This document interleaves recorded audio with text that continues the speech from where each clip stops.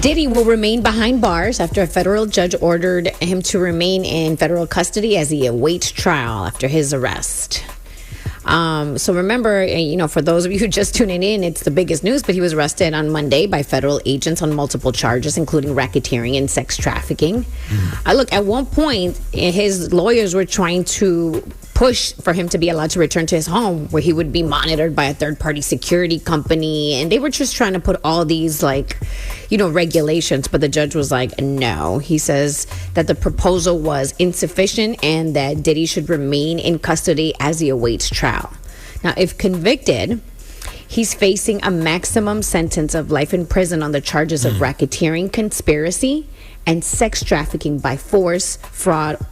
And the sex trafficking charge has a mandatory minimum of 15 years in prison. And the third charge of transportation for purposes of prostitution carries a maximum of 10 years in prison. So I'm not going to say I completely tuned out of this, and I'm just going to wait for the results of this case, because I'm not going to follow this journey just because I think everything Diddy's being accused of and the evidence that we have of the things that he's done is disgusting. So I'm kind of tuned out. But it was brought to my attention yesterday that when they arrested him, they found multiple bags of ecstasy and pink powders and different things. Which, then it was pointed out to me that if he knew he was about to be arrested, why would he have drugs in his possession? Now, that's so nuts. Yeah. So, because remember, the arrest was planned. Now, granted, they arrested him on a Monday, a day early, and it was supposed to be on a Tuesday. But since we're Ebro, Law, and Rosenberg investigates, my brain immediately went to,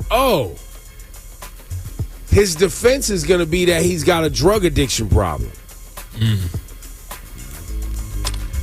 That ain't going to do it. What about the guns? Well, no, that'll be a whole different thing. But I mean specifically for the sex and all of this other stuff. Because wouldn't Diddy be a first-time offender in this scenario? I don't know.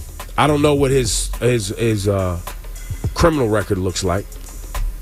But I don't know. The reason I bring that up is because him doing life, I would be shocked. If he gets life? Yes. In spite of how bad this all... That's a maximum sentence for racketeering. But it definitely look, when you add it all up, arson, kidnapping, racketeering, sex trafficking, I don't know, whatever. 30 years. I mean, there's so many other things. There's definitely going to be some time. Yeah. Oh, it's going to be some time, man. I mean, this. I don't know, man. I think he could get life. And since he got denied bail, he's going to be basically locked up through the whole time that this trial's going on, unless they can get him bail. Yeah, they tried to make the case yesterday. Like, he tried to beg to get out on bail, promising that he wouldn't have any women over to his property if he's out. But they said nah. So that's also talking about an addiction. That's sex addiction. So you got drug addiction, sex addiction. But I think one of the big reasons also that they denied him is because of the intimidation.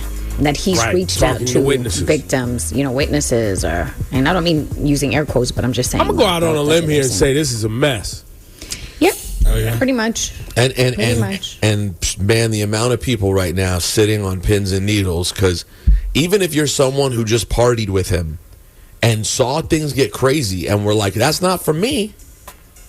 But let's suppose you did go to the parties a couple times. You even met someone there and slept with them. But it was consensual. They were of age. You were just out there partying.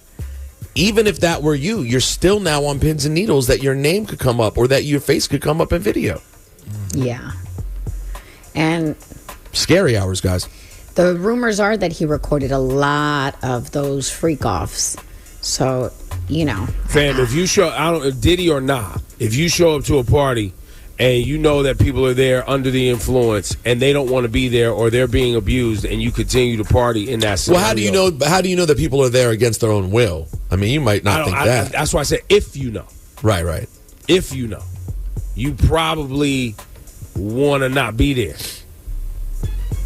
But there are a lot of people who could have been there and not remotely had an idea that it was like that. Right. Right. Well, you might be getting a phone call. Yeah. I'm sure they probably already Yeah. did. Or already did. That's how they built the case, probably. And that might be how they built the case. And best believe, you know, I don't see this being a scenario where, you know, names won't be named. We'll see, though. We'll continue to keep you updated. But that's your Flash and Lights report.